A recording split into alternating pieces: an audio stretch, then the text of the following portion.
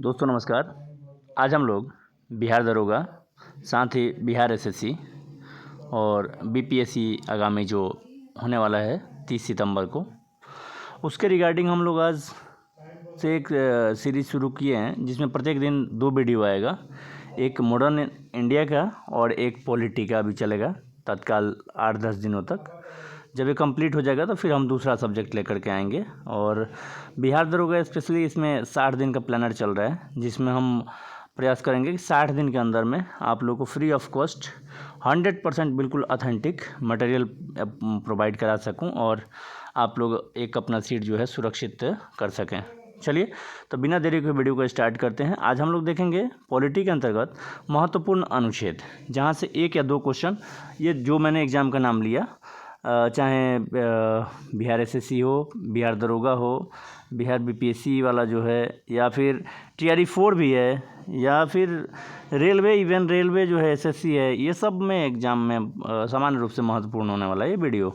बिना देरी के वीडियो को स्टार्ट करते हैं। प्रमुख अनुच्छेद, पहला है अनुच्छेद 1, संघ का नाम एवं राज्य क्षेत्र। अनुच्छेद 2, नए राज्यों का प्रवेश या फिर स्थापना। अनुच्छेद 3 में है नए राज्यों का निर्माण एवं वर्तमान राज्यों के क्षेत्रों, सीमाओं या नामों में परिवर्तन जो होता है वो अनुच्छेद 3। अनुच्छेद 4 में है संविधान के प्रारंभ के समय नागरिकता। अनुच्छेद 14, विधि के समक्ष समानता का अधिकार दिया गया है। अनुच्छेद 15, धर्म, मूल वंश, जाति, लिंग या फिर जन्म स्थान के आधार पर जो है विभेद का प्रतिषेध किया गया है। अनुच्छेद 16 में है लोक नियोजन के विषयों में अवसर की समानता।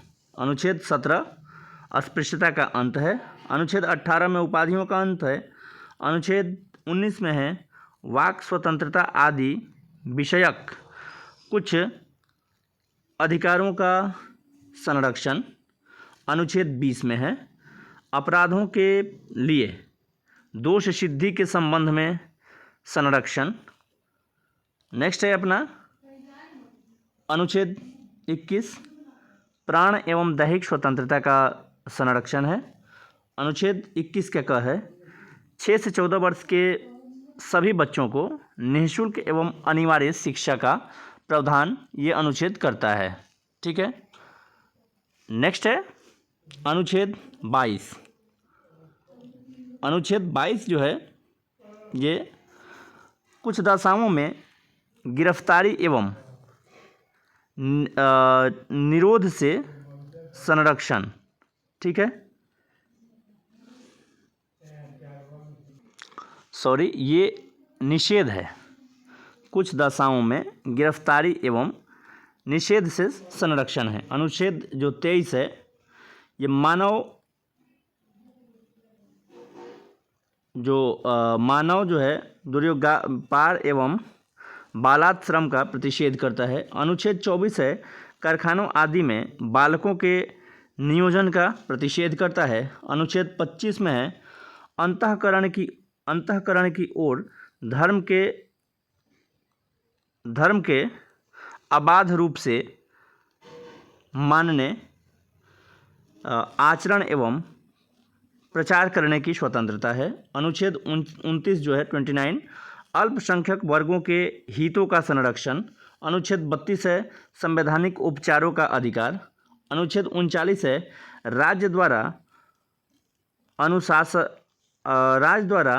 अनुसरणीय कुछ नीति तत्व। ठीक है। अनुच्छेद 39 के क में है समान न्याय तथा निःशुल्क विधिक सहायता। अनुच्छेद 40 में है ग्राम पंचायत की स्थापना का प्रावधान किया गया है। नेक्स्ट है अनुच्छेद 41, कुछ दशाओं में काम, शिक्षा एवं लोक सहायता पाने का अधिकार। अनुच्छेद 43 का जो ख है सहकारी समितियों का संवर्धन है।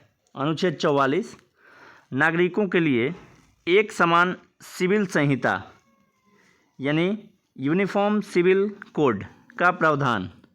अनुच्छेद 45, 6 से कम आयु के बच्चों की बाल्यावस्था की देखभाल एवं शिक्षा के लिए प्रावधान। ठीक है।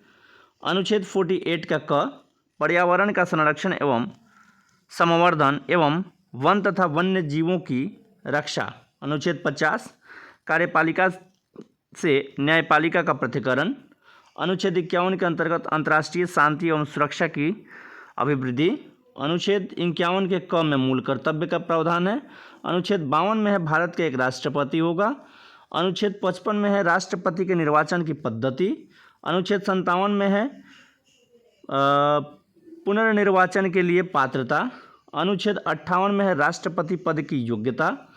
अनुच्छेद 60 में राष्ट्रपति द्वारा शपथ का प्रतिज्ञान। अनुच्छेद 61 राष्ट्रपति पर चलाई जाने वाली महाभियोग की प्रक्रिया। अनुच्छेद 66 उपराष्ट्रपति का निर्वाचन। अनुच्छेद 70 अन्य आकस्मिकताओं में राष्ट्रपति के कृत्यों का निर्वहन। अनुच्छेद 72 क्षमा आदि एवं कुछ मामलों में दंडादेश के निलंबन, परिहार या फिर लघुकरण की राष्ट्रपति की शक्ति। अनुच्छेद 73 में संघ की कार्यपालिका शक्ति का विस्तार। नेक्स्ट, अनुच्छेद 74 में राष्ट्रपति की सहायता एवं सलाह देने के लिए मंत्रिपरिषद। अनुच्छेद 75 के 1 प्रधानमंत्री की नियुक्ति राष्ट्रपति करेगा एवं अन्य मंत्रियों की नियुक्ति राष्ट्रपति प्रधानमंत्री के सलाह पर करेंगे।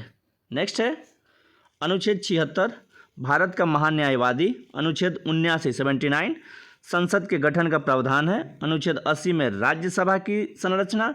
अनुच्छेद 81 में लोकसभा की संरचना।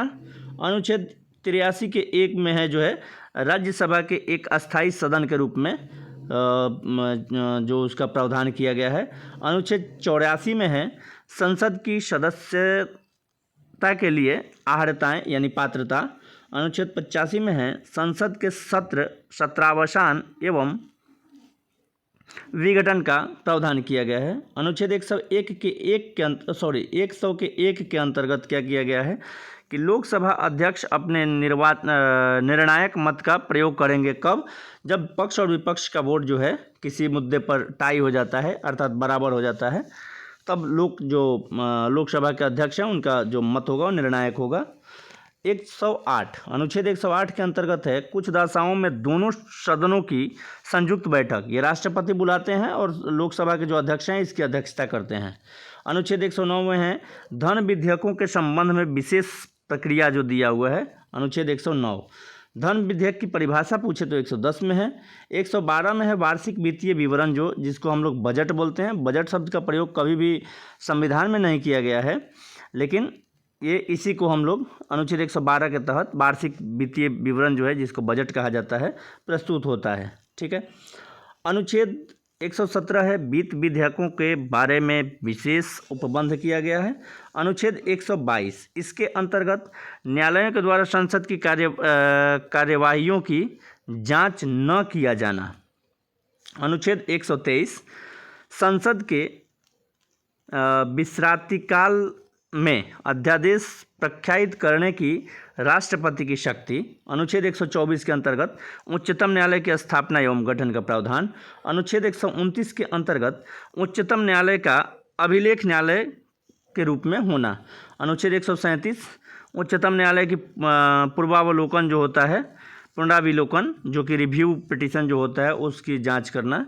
अनुच्छेद 143 उच्चतम न्यायालय से परामर्श करने की राष्ट्रपति को शक्ति प्राप्त है। अनुच्छेद 148 के अंतर्गत भारत का एक निर्वाचन एवं नियंत्रक एवं महालेखा परीक्षक होगा, यानी CAG का इसमें प्रावधान है। 148 में 148 से 151 तक का इनका प्रावधान है। 155 में राज्यपाल की नियुक्ति है। 161 क्षमा आदि एवं कुछ मामलों में दंडादेश के निलंबन, परिहार या फिर लघुकरण की जो है राज्यपाल की शक्ति का प्रावधान किया गया है। अनुच्छेद 161 अनुच्छेद 162 के अंतर्गत है राज्य की कार्यपालिका शक्ति का विस्तार। अनुच्छेद 164 के 1 के अंतर्गत राज्यपाल के द्वारा मुख्यमंत्री की नियुक्ति एवं मुख्यमंत्री की सलाह पर अन्य मंत्रियों का नियुक्ति जो है वो राज्यपाल करते हैं। अनुच्छेद 165 के अंतर्गत राज्य का महाधिवक्ता। ठीक है। नेक्स्ट है अनुच्छेद 169 राज्यों में विधान परिषद का उत्साधन या फिर सृजन करना। नेक्स्ट आ जाता है अपना अनुच्छेद 174। अनुच्छेद 174 के अंतर्गत राज्यपाल के द्वारा राज्य विधानमंडल के समय समय पर सत्र बुलाने, उसका सत्रावसान करने तथा विधानसभा को विघटित करने का अधिकार है 174 के अंतर्गत। अनुच्छेद 200 के अंतर्गत राज्यपाल के द्वारा विधेयकों पर अनुमति देने या अनुमति रोक लेना या राष्ट्रपति के लिए आरक्षित कर लेना ये 200 के अंतर्गत किया गया है। 201 में है कि राष्ट्रपति के विचार के लिए आरक्षित विधेयक। अनुच्छेद 213 में है विधानमंडल के विश्रांति काल में राज्यपाल की अध्यादेश जारी करने की शक्ति। अनुच्छेद 214 में है राज्यों के लिए उच्च न्यायालय। अनुच्छेद 215 में है उच्च न्यायालयों के अभिलेख न्यायालय का होना। 216 में है उच्च न्यायालयों का गठन। 217 में है उच्च न्यायालय के न्यायाधीशों की नियुक्ति एवं उनके पद की शर्तें। 219 के अंतर्गत में क्या है कि उच्च न्यायालय के न्यायाधीशों द्वारा शपथ या फिर प्रतिज्ञान। नेक्स्ट है 226 के अंतर्गत उच्च न्यायालय की कुछ रीटें निकालने की शक्ति दी गई है। 231 में 2 या अधिक राज्यों के लिए एक ही उच्च न्यायालय की स्थापना। 233 में है जिला न्यायाधीशों की नियुक्ति। 239 के अंतर्गत संघ राज्य क्षेत्रों का प्रशासन। 239 के क के अंतर्गत दिया है दिल्ली के संबंध में विशेष उपबंध किया गया है। 241 अनुच्छेद जो है संघ राज्य क्षेत्र के लिए उच्च न्यायालय होना चाहिए। 243 के क में है ग्राम सभा। 243 के ख में है पंचायतों का गठन। ग में दिया हुआ है पंचायतों की संरचना। घ में दिया गया है पंचायतों में स्थानों का आरक्षण। झ में दिया गया है कि पंचायतों के वित्तीय मामलों पर सिफारिश करने के लिए राज्यों के द्वारा वित्त आयोग गठित करने का प्रावधान किया गया है अनुच्छेद 243 का झ के अंतर्गत। 243 ट के अंतर्गत है पंचायतों के लिए निर्वाचन। थ के अंतर्गत किया गया है नगर पालिका का गठन। 243 के य के क के अंतर्गत है नगर पालिका के लिए निर्वाचन। 243 के य के घ के अंतर्गत है जिला योजना के लिए समिति। 243 के य के झ के अंतर्गत है सहकारी समिति का निगमन। 249 में है राज्य सूची के विषय के संबंध में राष्ट्रीय हित में विधि बनाने की संसद की शक्ति। 253 में है अंतर्राष्ट्रीय करारों को प्रभावी करने के लिए विधान बनाना। 253 के अंतर्गत है। नेक्स्ट है 262 अनुच्छेद 262 के अंतर्गत है अंतर राज्यिक नदियों या फिर नदी के जल संबंधी विवादों का न्यायिक निर्णयन। ठीक है। 263 में है अंतरराज्य परिषद के संबंध में उपबंध। 266 में है भारत एवं राज्यों की संचित निधि एवं लोक लेखे के बारे में प्रावधान है।